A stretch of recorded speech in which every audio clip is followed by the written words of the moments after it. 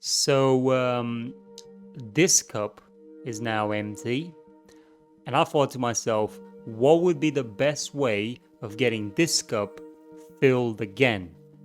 And then this idea hit me: procedural planets in Unreal Engine 5.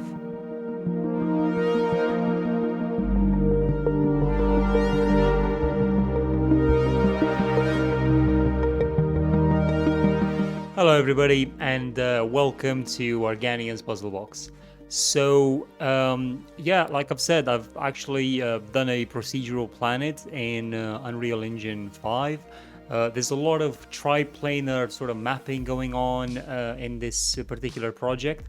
So it has some textures that is sort of mixing together with different masks to create seemingly unlimited amount of detail, as in, no, don't get me wrong, texture wise, it's around 8K. I would say about 16K in total in terms of quality, so it is a pretty intensive sort of scenario based on the textures that you might be using. But the ones that come in as default, they're 8K textures that again are sort of tri-planed around the planet in multiple sort of pockets to give you a sense of really, really crisp detail.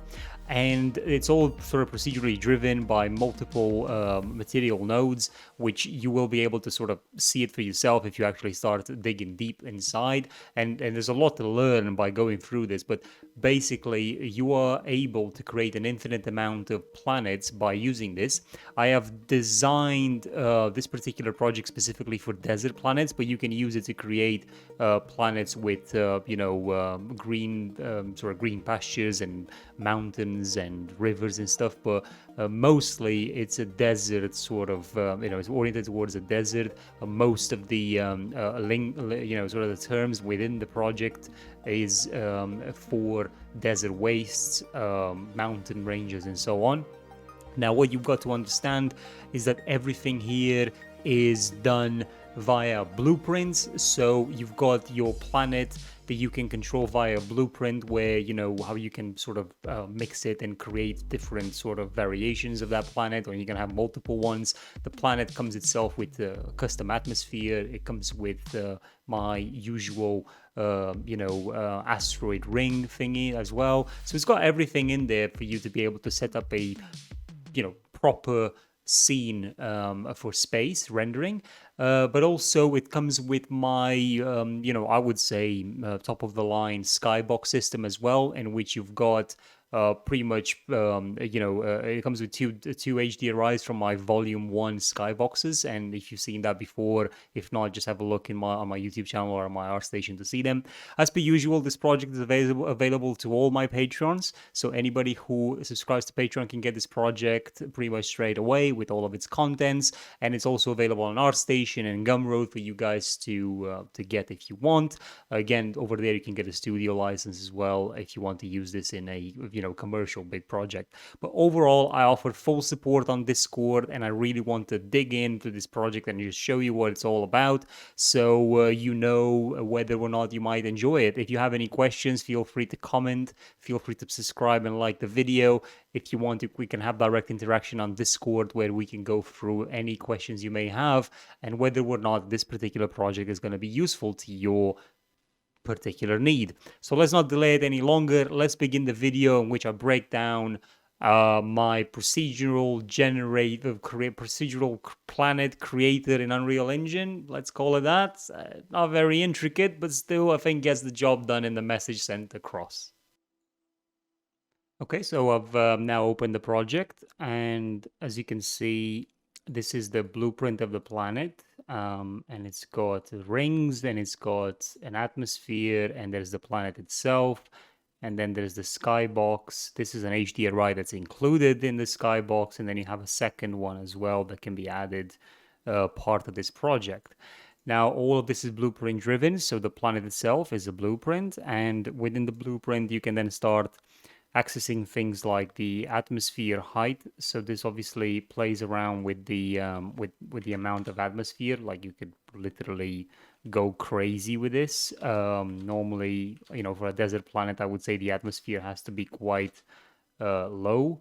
Then you've got some steps. Basically, this will help you to make the atmosphere a lot more visible, especially if it's higher. If you decrease the steps, then the atmosphere will not envelop the plant as much, as you can see around here at the back.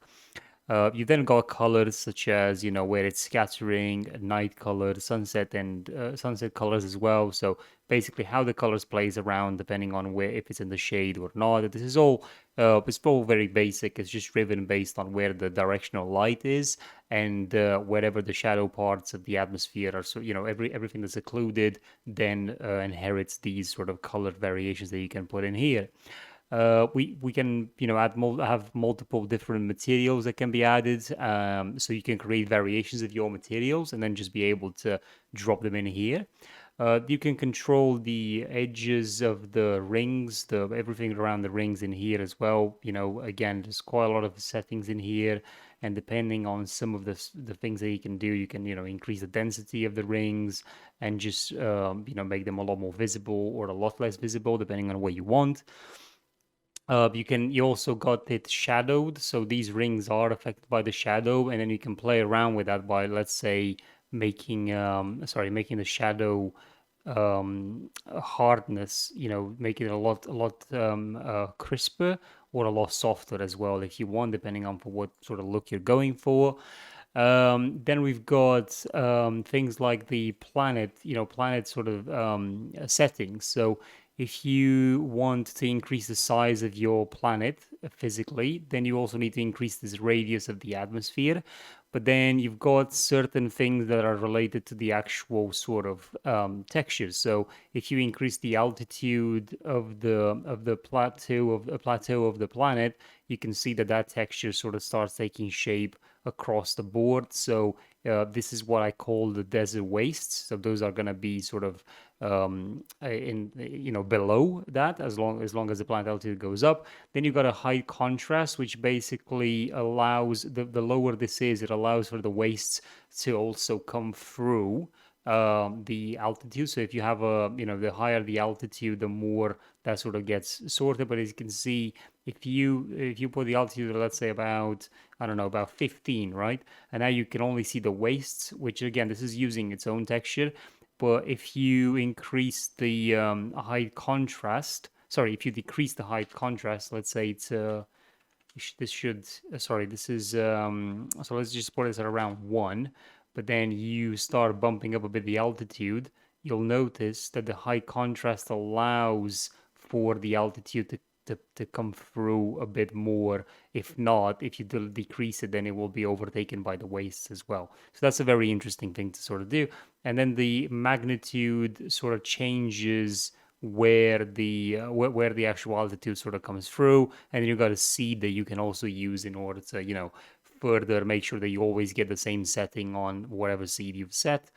Then you've got things like you can increase the depth of the cracks. So let's say we put this to 1,000 just for, you can see those cracks just really coming through now. If I put this to 0, then obviously they disappear. But let's just keep them at a low value.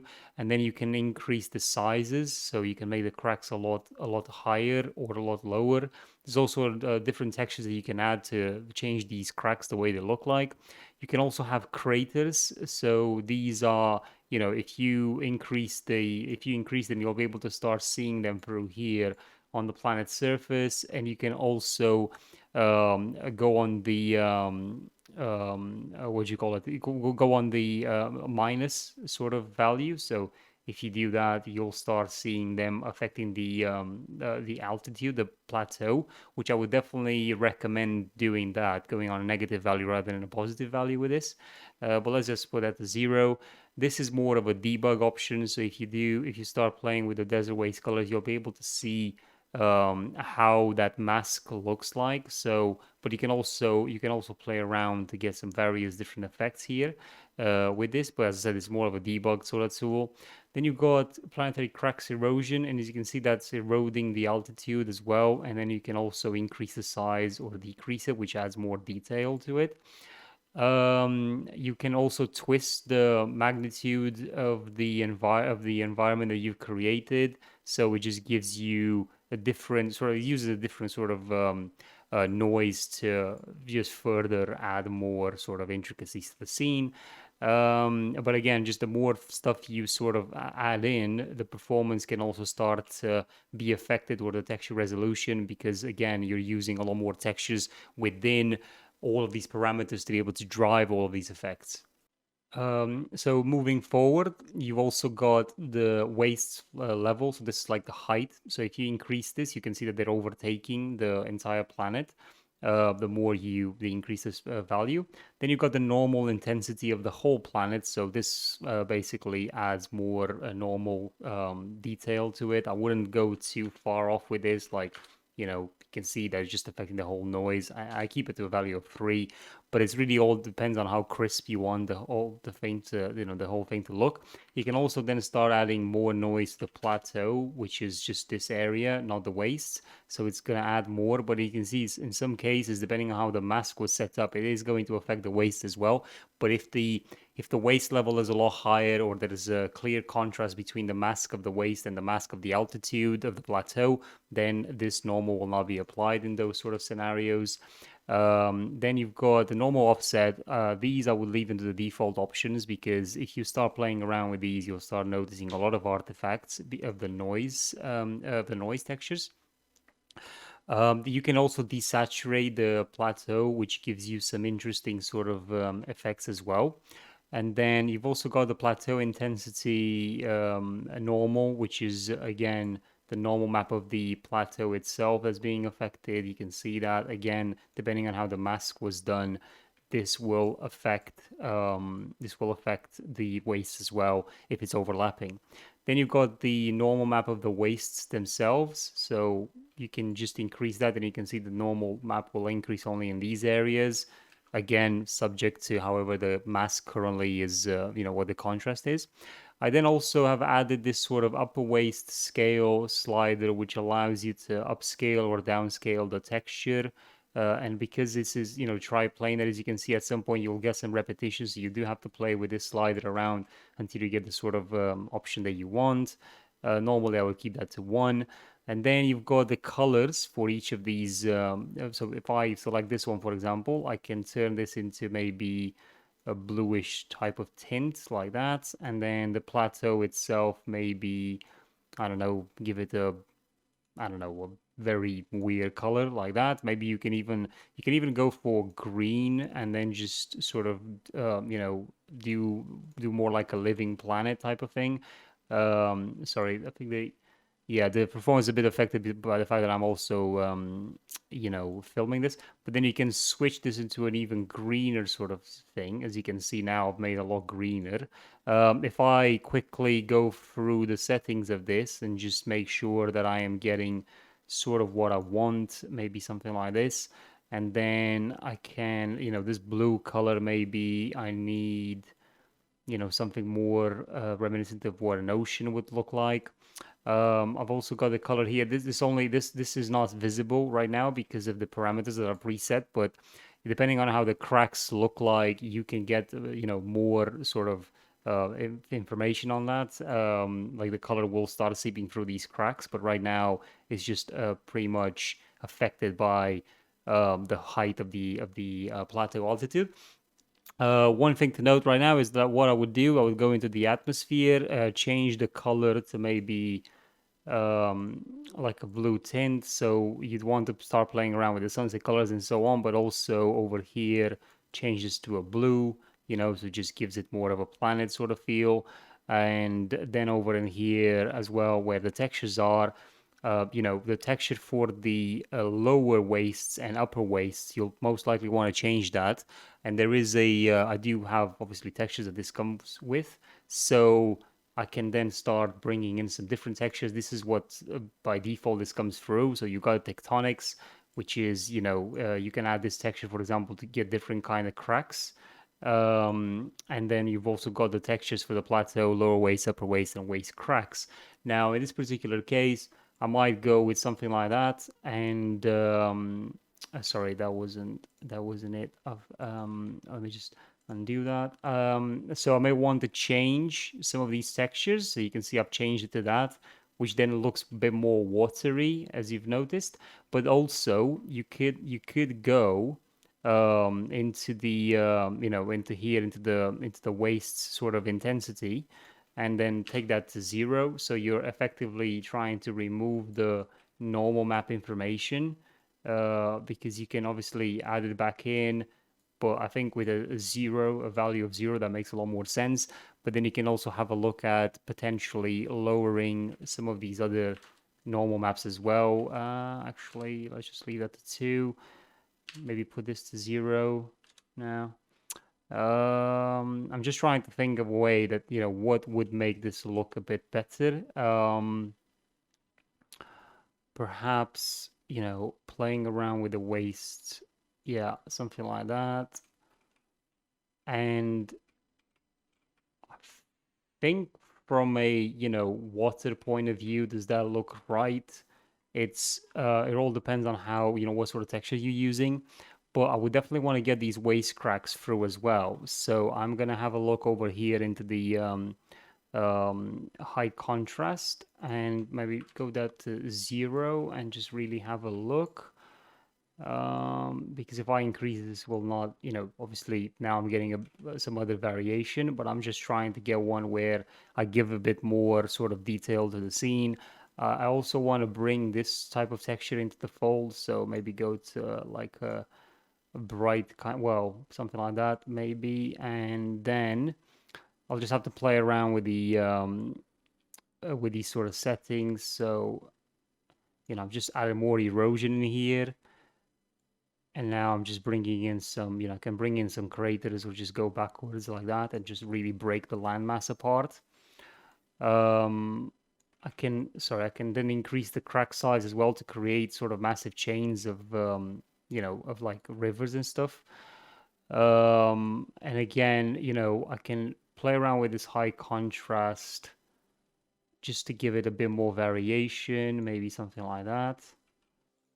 And this is basically what I've done with the settings that I've changed around. I've created sort of like a, sort of like a planet, but I would definitely go with another different texture here, so you can load up any seamless, um, any seamless texture, 4K, 8K, and then just drop them into these fields, and then you'll be good to go, basically. But with that in mind, as you can see, you're getting, quite an interesting sort of product here, because this allows you to create, as I said, a lot of different planets, and then with the power of the blueprint, you'll be able to create some truly unique and high quality, sort of renders for your spaceships or whatever you want to do. This Skybox will also help out a lot as well to be able to again drop HDRIs, cube maps that you can get from my website or just your own, and again that will make quite a massive impact. Overall, I'm quite glad. I'm quite happy with how this project turned out. So please let me know if you guys have any sort of issues, or you need any sort of help with this. Again, I would like to thank my Patreons for all the support and that they've given me, and pretty much just going forward, I'll keep developing and making more and updating this project and future projects as well, with more and more technology around creating space scenes. So I'll see you guys in the next video, which should be coming out by the end of this week. It's a tutorial, and I'm positive you guys will find that very useful. So thank you, and see you next time.